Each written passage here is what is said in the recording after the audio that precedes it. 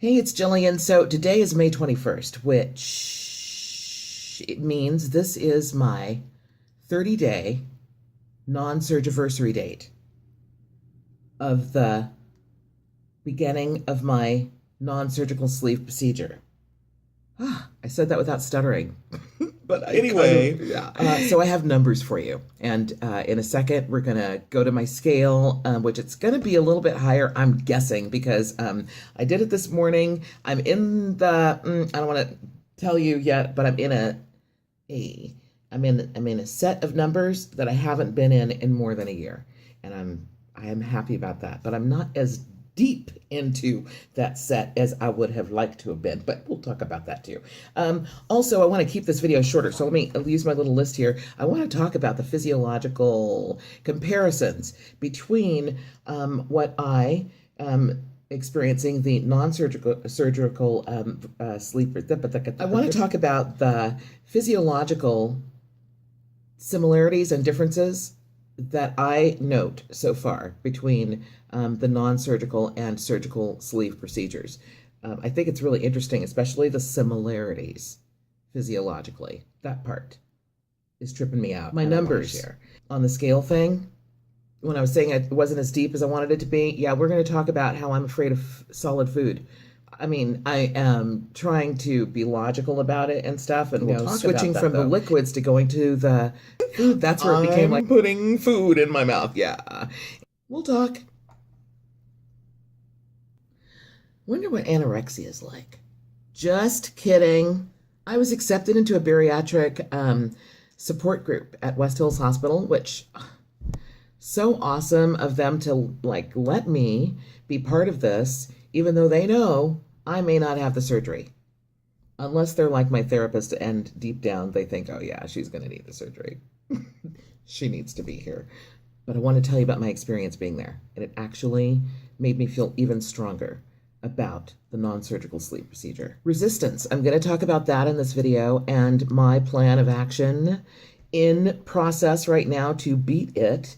And I'm also going to talk about the metaphysical videos that I am going to do, but I'm going to make sure that you guys always know ahead of time via the title or something, whether it is one of those metaphysically focused videos, but I have to do these because otherwise I'm not sharing my entire journey with regard to how I'm using every possible angle. And I do mean by every means necessary, to reach the goal line in this weight loss journey. Damn it. I called it weight loss, and that's so not accurate. It's weight release. I went to a restaurant today, and I did it just like a sleever. First,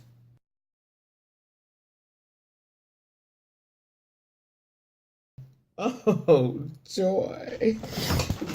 My house is a mess. Focus. Just stay with me. Stay with me. Don't look at anything. You don't see nothing. Nothing. You don't see anything. Actually, that part's okay. That's right. Oh, don't look at anything. Okay. Oh, definitely. Oh, now.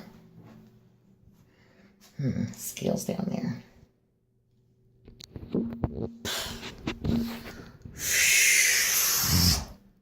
See it? Oh, Lord.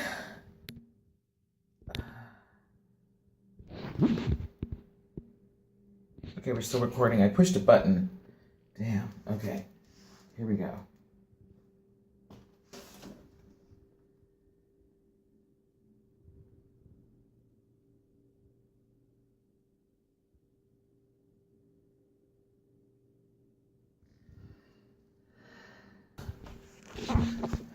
I don't know. Is it all right? Okay, let's go back. Don't look at...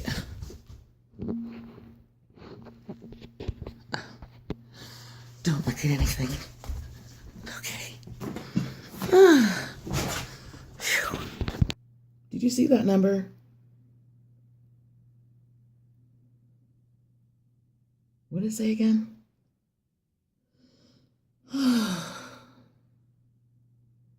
Damn. It's at 275.5 this morning.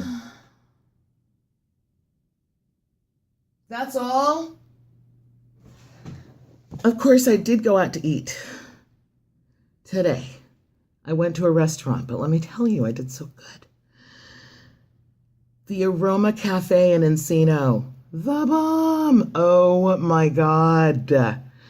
But I looked at their menu before I went. I chose the salmon sticks, which was basically a filet or so over some salad, basically. And I wrote it on a Post-it, and I was going to hand it to the guy. But then when I got to the restaurant, damn it, I opened the menu. That's what you're not supposed to do, but it's okay.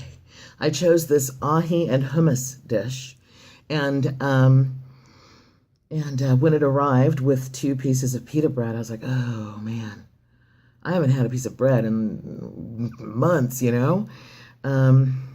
So I ripped one in half, and I put, and I looked at it and I said to my server, I'm like, oh my God, this looks so amazing, but I know I'm not going to be able to eat all this. So can you bring me a to-go box? And they're like, oh yeah, absolutely. So I wanted to immediately begin the conversation, let them know I'm on the positive so you don't have to ask me, is there anything wrong? Like I've heard people who've had the sleeve have this situation in restaurants. So they bring that. I put, the ahi and some hummus in my half of one pita.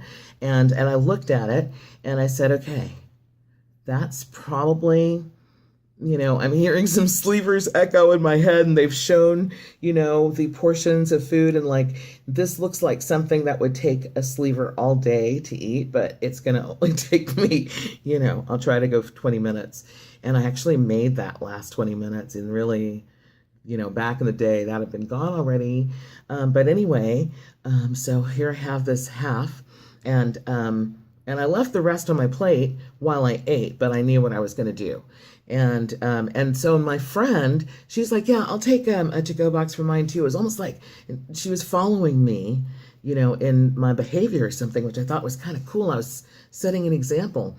But so anyway, when I would take a bite, I'd set it down. And then I'd chit-chat and I'd laugh and I'm like, oh my God, this is so delicious, you know what I mean? But I really took my time with it and made a lot of conversation in between the bites and stuff, and then would sit it down, which was awesome. And it really was so freaking delicious. And I had a comment about how good it was every bite I took. But then when I was done with it, I collected the remainings, which I was like, oh, this is going to be so good for a midnight snack. Not doing that for a midnight. It's for, planned on having it for the next day. Truth is, I already had a half of the other, like 3 hours later, I was hungry again.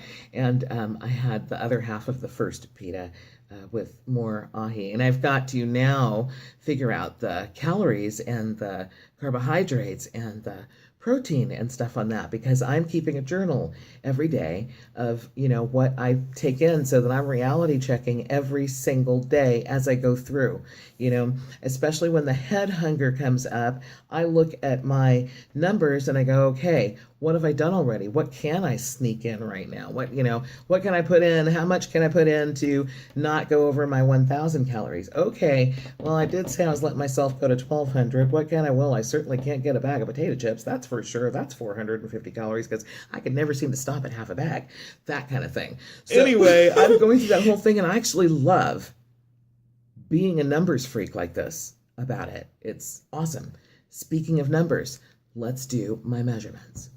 So I'm down altogether, I guess, like 15 pounds. My non-surgiversary date, which was the 21st of April, when I was 292.6 pounds. Highest weight was 315, and I have all the numbers down at the bottom. I'm going to get it all together nice and neat for you. But I'm also ecstatic about my inches lost, total inches lost. I'm more ecstatic about this. The inches lost, which I just took like 10 minutes before filming this video, actually calmed me down about only being in the like mid-ish 70s, 270s for my weight release number, because I've lost 8.75 inches, and I can feel my waist is the slowest to go, and my right arm. I'm going to show you the page, and you can pause or not. My waist has only lost a half an inch. My boobs, 1.5. My hips 2 inches. I'm happy about that. Shoulders, meaning all the way around, a 1.25 inches. I'm happy about that. I want that to come down. My left arm, 1/4 inch. Nothing lost on my right arm. Left thigh, 2.5 inches on my left thigh. Only a 1/2 inch on my right thigh. But this makes my thighs even now. Which is kind of cool. Oh my God, this is 28 minutes. And I have to, I keep going too long. What is wrong with me?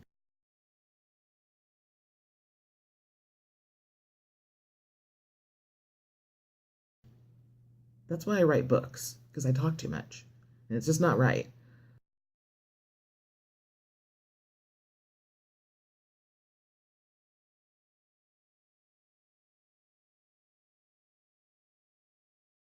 So, um,